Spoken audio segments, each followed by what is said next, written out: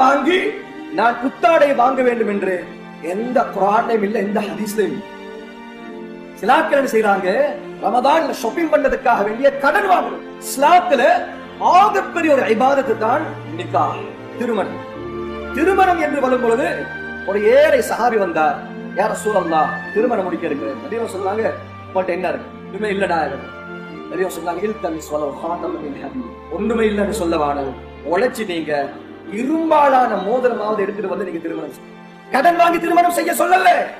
இன்னொரு ஆள் வந்தார், யார சொல்ற ஒன்றுமே இல்லை மகர் கொடுக்கிறதுக்கு.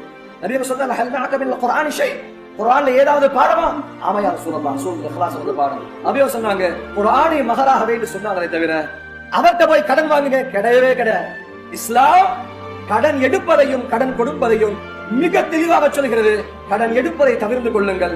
யாராவது கடன் கேட்டால் கொடுப்பதை சுன்னத்தாக்கிக் கொள்ளுங்கள்.